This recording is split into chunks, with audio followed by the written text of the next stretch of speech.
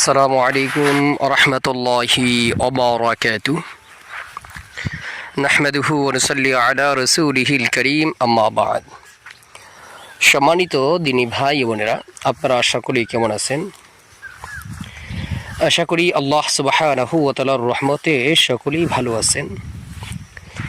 আমিও আল্লাহ সুবহানাহু ওয়া তাআলার রহমতে খুবই ভালো আছি, আলহামদুলিল্লাহ। সম্মানিত দিনী ভাই বোনেরা, আজকে আপনাদের মাঝে একটি বিষয় নিয়ে আসলাম। অত্যাধিক চমৎকার একটি গুরুত্বপূর্ণ বিষয়। বিষয়টি হইতেছে আল্লাহ সুবহানাহু ওয়া তাআলার একটি নাম, যে নামের আমল করলে আল্লাহ সুবহানাহু ওয়া তাআলা এই নামের উসিলায় যে ব্যক্তির উদ্দেশ্য করে আমল করবেন তার অন্তরে আল্লাহ তাআলা প্রচুর পরিমাণে মহাব্বত, ভালোবাসা পয়দা করে দিবেন ইনশাআল্লাহ। অর্থাৎ যে কোনো ব্যক্তির অন্তরে মহাব্বত পয়দা করার জন্য শুধুমাত্র আল্লাহ সুবহানাহু ওয়া তাআলার এই নামের আমল করুন, ইনশাআল্লাহ তাদের অন্তরে আল্লাহ তাআলা মহাব্বত পয়দা করে দিবেন ইনশাআল্লাহ। এই আমলটি কীভাবে করবেন চলুন আমরা জেনে নিই।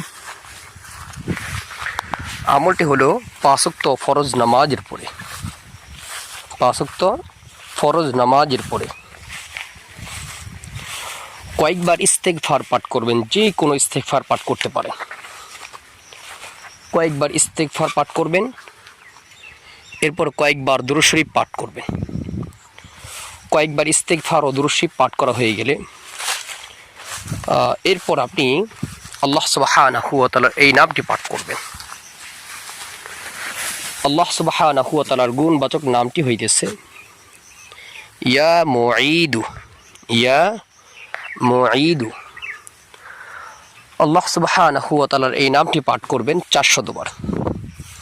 আল্লাহ সুবহানাহু ওয়া তাআলার এই নামটি পাঠ করবেন 400 বার।